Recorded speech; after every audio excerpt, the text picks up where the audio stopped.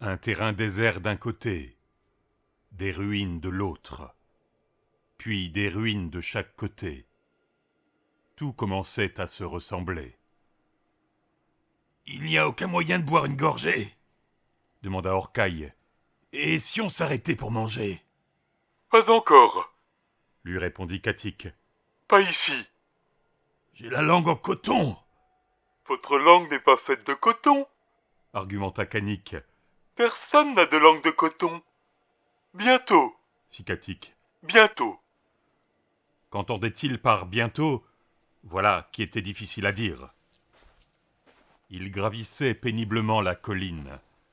Le soleil s'était enfoncé plus bas dans le ciel. Pour la première fois, Kanik trébucha, manqua de laisser tomber Orcaille de ses épaules. Katik accourut immédiatement, le redressa. « Veux-tu que je le porte ?» lui disait-il. « Faut-il que je prenne mon tour ?» Mais Kanik, d'un geste de la main, le repoussa et alla de l'avant.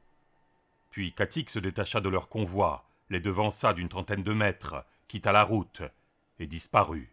« Où est-il parti ?» demanda Orcaille. « Ne vous inquiétez pas, Répondit Kanik en dessous de lui. il va revenir. » « Je ne m'inquiète pas, je veux juste savoir ce qu'il fabrique. » Mais Kanik continua sa marche sans répondre. Ils progressèrent encore un peu en silence. Kanik grognait de temps en temps, son pas légèrement moins assuré. « Combien d'heures se sont écoulées ?» demanda finalement Orcaille. « Qu'est-ce que vous voulez dire? Combien d'heures ?» ?»« Tu ne sais pas ce qu'est une heure ?»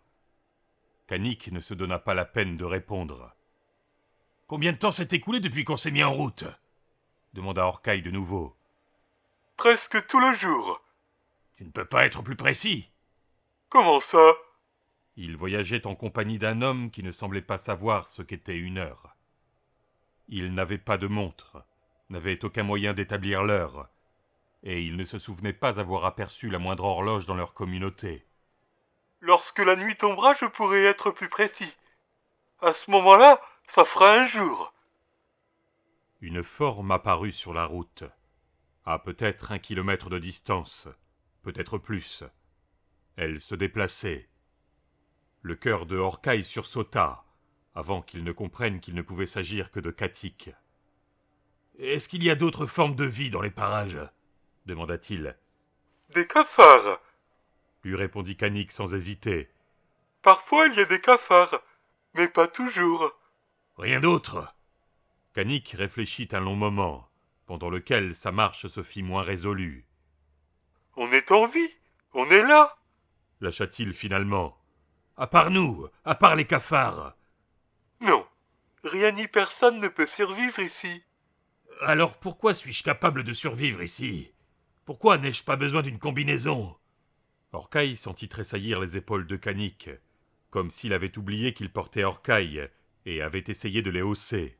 « Vous êtes capable de survivre, » fit Kanik. « C'est tout ce que je sais. »« Et comment le sais-tu? » Parce que vous n'êtes pas encore mort. » Katik les rejoignit à grands pas, sa combinaison noire désormais couverte de poussière blanche. « J'ai repéré un endroit, » dit-il. « pas très loin de la route, une sorte de complexe, industriel ou agricole. Un édifice au centre, une série de cylindres ronds aussi, 10 en tout, sur poutre, avec une entrée à leur base. Certains sont encore debout. Sont-ils occupés? » lui demanda Kanik. « Pas que je sache. » lui répondit Katik. Kanik acquiesça de la tête, fit signe à l'autre mule d'ouvrir la voie. Ils le suivirent jusqu'à un endroit où l'autoroute enjambait jadis une autre voie, le pont routier désormais effondré. Ils dévalèrent la pente vers la chaussée en contrebas. Ce que Katik appelait des cylindres, c'était apparemment des silos. Ils n'étaient pas loin, juste une trentaine de mètres de la route.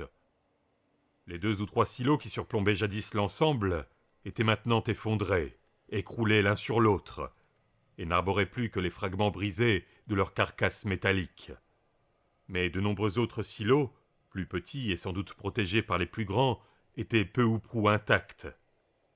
Ils se dirigèrent vers ceux-ci, tandis que les 2 mules pointaient du doigt et se donnaient du coude.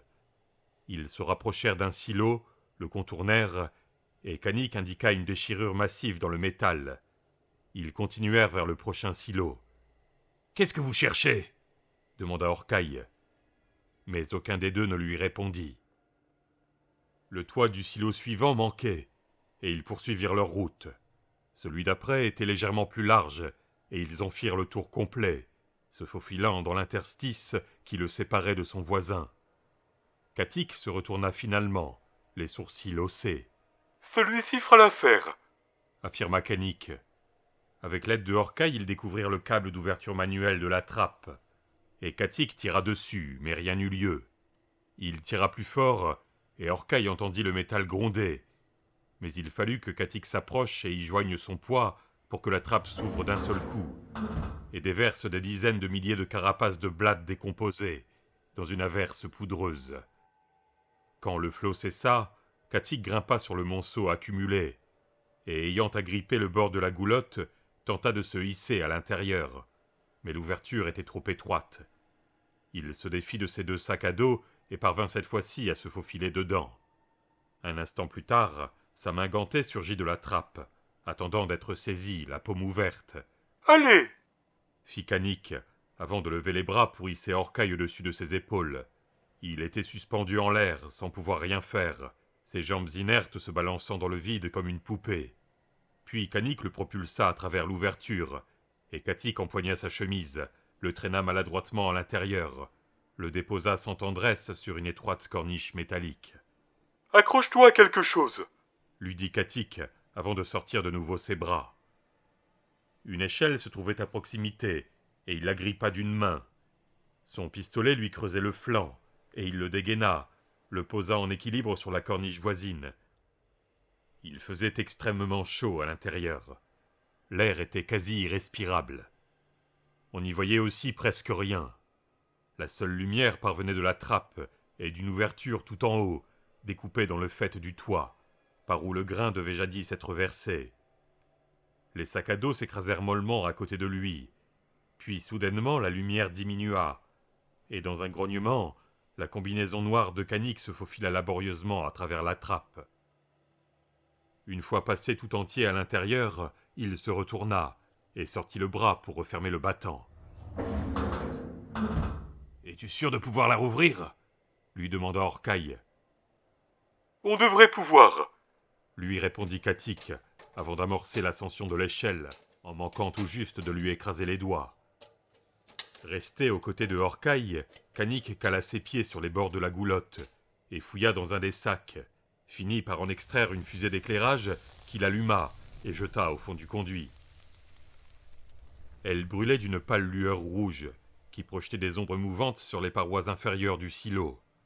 La fumée âcre fit tousser Orcaille. Pendant ce temps, Katik avait grimpé tout en haut. Se penchant de tout son long, il referma l'ouverture du toit. Une fois Katik redescendu, les 2 mules détachèrent leurs capuches, en veillant à conserver l'enduit pour plus tard. Elles ne les ôtèrent pas, mais les tirèrent vers l'arrière pour révéler leurs bouches. Leur menton manifestement ruisselait de sueur. « Faim ?» demanda Kanik. C'était bizarre de voir quelqu'un parler quand seule sa bouche était visible. « Ce n'est pas une bonne idée, » fit Orcaille.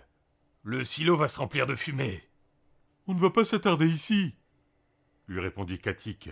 « On n'a pas assez d'air pour nos besoins. On va manger, puis on partira, » ajouta Kanik. Il dévissa l'extrémité d'un cylindre de métal et le tendit à Orcaille, avec un geste pour l'exhorter à boire, ce qu'il fit. De l'eau, tiède, et au goût quelque peu métallique. Katik lui passait déjà une boîte en fer blanc qui, lorsque Orcaille l'ouvrit, se révéla être pleine de galettes sèches. « Verse un peu d'eau dans la boîte et attends un moment, » lui dit Katik. « Sans ça, tu vas te casser les dents. » Il versa l'eau et patienta. La fumée lui brûlait les yeux. Il avait du mal à voir. Il lui semblait suffoqué. « Vous êtes sûr que je n'ai pas besoin de combinaison » demanda Orcaille. « Vous êtes certain que rien ne va m'arriver » Kanik opina de la tête. « Rien ne vous est jamais arrivé, » lui répondit-il. « Sinon on le saurait déjà. » »« Comment ça ?» ?»« Une irritation cutanée d'abord. Bénigne au début, mais allant en s'aggravant. Puis vous vous mettriez à vomir du sang. À ce moment, des plaies apparaîtraient sur votre peau, qui formeraient rapidement des ulcères. Si on avait été exposé autant que vous l'avez été aujourd'hui, notre circulation se serait endommagée, et notre cœur nous aurait lâchés. Pourquoi cela ne m'est pas arrivé? Kanik haussa les épaules. Vous allez bien, comme toujours. Vous n'avez rien à craindre. C'est nous qui avons quelque chose à craindre, ajouta Kanik. C'est pour ça que vous portez une combinaison. Ce n'est pas suffisant, dit Katik. Pas suffisant? Inutile d'en parler, dit Kanik. Justement, je souhaite en parler, dit Orcaille. Vous ne souhaitez pas savoir, dit Katik. Taisez-vous et mangez tous les deux, interrompit Kanik. Orcaille observa la boîte en fer blanc devant lui. L'eau avait ramolli la galette. Il en prit une bouchée, la trouva insipide, mais parvint à l'avaler. Il but une gorgée d'eau, mangea une autre bouchée de galette. « Je souhaite en parler, » fit de nouveau Orcaille en mâchant. « Je veux que vous me disiez tout. »« C'est pas une bonne idée, » dit Kanik. « Il a le droit de savoir, » objecta Katik. Il parlait et mangeait en même temps, cassait un morceau de galette et le mastiquait. Les deux mules, manifestement, mangeaient beaucoup plus que lui, et beaucoup plus vite. Kanik haussa les épaules. Katik se tourna vers Orcaille. Ce dernier regardait la bouche de la mule remuer sous le bord de sa capuche, tandis que le reste de son visage restait caché derrière le tissu noir et luisant. « Ces combinaisons ne sont pas entièrement imperméables, » dit Katik. « Elles ne nous protègent pas complètement. »« Donc vous allez en pâtir ?»« Pas en pâtir, » lui répondit Katik. « En mourir. »« En mourir?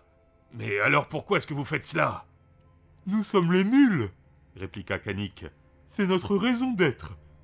C'est dans ce but qu'on a été créé. »« Qui vous a dit cela ?»« Il en va ainsi. » lui répondit Kanik. « Mais qui vous l'a dit ?»« Rasmus, » dit Katik. « Rasmus, pensa Orcaille. Encore Rasmus. Ne pouvez-vous rien faire? Ne pourriez-vous pas vous fabriquer une meilleure combinaison? Peut-on mettre un terme à la contamination? » Kanik secoua la tête. « Et si on faisait marche arrière, maintenant ?»« Nous sommes les mules, » rétorqua Kanik fermement. « C'est notre travail. »« Mais... » Ce que Kanik veut dire, interrompit Katik, c'est qu'on est déjà mort. On a déjà été trop exposé. Si on rebrousse chemin, on mourra quand même, juste pas aussi vite. »« Et ça ne vous dérange pas ?» Katik leva les épaules. « On est tous condamnés à mourir un jour. Autant mourir en accomplissant ce qu'on est destiné à faire. »« Comme des mules, fit Orcaille. Comme des mules, répondit Kanik en hochant la tête. Plus bas, la fusée d'éclairage crépitait faiblement, jetant des ombres de plus en plus rares. « Assez parlé, » dit Katik. « On remet la capuche, Kanik. Il est temps d'y aller. » Plus tard, alors que leur marche avait repris, Orcaille montant maintenant Katik, et que leur convoi s'approchait du sommet de la montagne, le crépuscule étant désormais imminent, il revint à la charge. Il tenta d'abord d'amener le sujet en douceur, tapota sur la cagoule de Katik pour attirer son attention. « Si vous êtes condamné à mourir, demanda-t-il, pourquoi vous donnez la peine de porter une combinaison ?» La réponse de Katik lui parvint étouffée. Orcaille se pencha et inclina son oreille, puis lui demanda de répéter. Katik tapa sur son haut-parleur pour le désobstruer. « Si on ne portait pas de combinaison, on serait déjà mort. On ne pourrait pas accomplir notre raison d'être. »« Pourquoi donner vos vies pour une raison d'être? Qu'est-ce que ce sacrifice vous apporte ?» Katik ralentit le pas, fit une brève halte. Kanik, à leur côté, se tourna légèrement, leva un sourcil derrière sa visière. « Pourquoi essayez-vous de me faire douter ?» demanda Katik. « Pourquoi maintenant, alors qu'il est déjà trop tard? Je suis déjà mort. Que ma raison d'être est la seule chose qui me reste. » Il se remit en marche, d'abord lentement. Kanik lui emboîta le pas. « Et quand bien même vous nous convaincriez, » raisonna Katik, cela n'aboutirait au mieux qu'à nous persuader qu'il est inutile de vous porter, et on vous abandonnerait sur le bord de la route à votre mort. » Il n'avait, Orcaille dut l'admettre, pas tort. Sans attendre, il changea de sujet. Si vous n'êtes jamais sorti dehors, comment pouvez-vous être sûr de l'ordre des choses? On est allé jusqu'au fondateur. Répondit Katik. Quand même, répliqua Orcaille. Ce n'est pas très loin. Des images, Dit Katik. On nous a donné des instructions. On a étudié les cartes. On nous a présenté des scénarios possibles, et il fallait qu'on les résolve. Mais les instructions n'étaient pas toujours parfaites. Dit Kanik. Vous avez dû, par exemple, nous aider à ouvrir la trappe sur le cylindre. Le silo, corrigea Orcaille. Silo Firent-ils de concert. À caractère agricole, donc. Ajouta Katik. On a vu plein d'images, et on a mémorisé plein de choses. Et certaines images montraient des fermes, Non, admit Katik. certaines images montraient des édifices à caractère agricole. Sais-tu ce qu'est une ferme? Katik ne répondit pas. Une ferme, continua Orcaille, est un terrain utilisé pour faire pousser des produits agricoles et élever du bétail. Qu'est-ce que des produits agricoles? Demanda Katik. Des plantes qu'on fait pousser pour les manger. Tu sais ce que sont des plantes? Il y a des plantes près du fondateur. Dit Kanik. Mais elles sont mortes.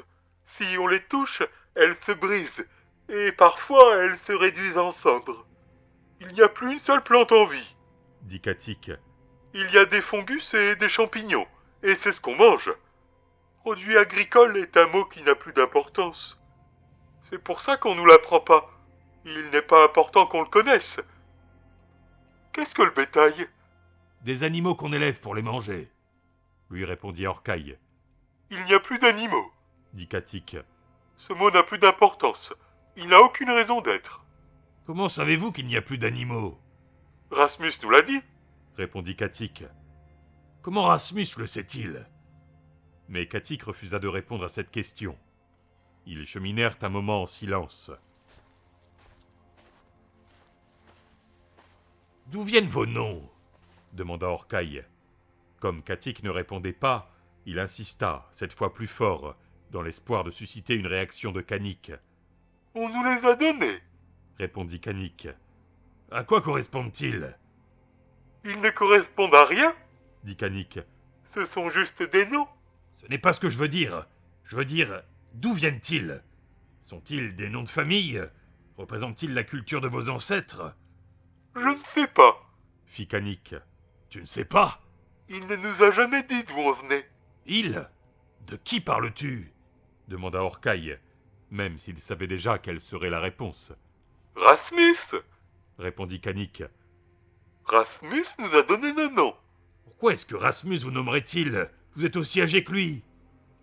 On n'est pas aussi âgé que lui. Dit Kanik. Loin de là. Moi-même, je ne suis même pas aussi âgé que Katik.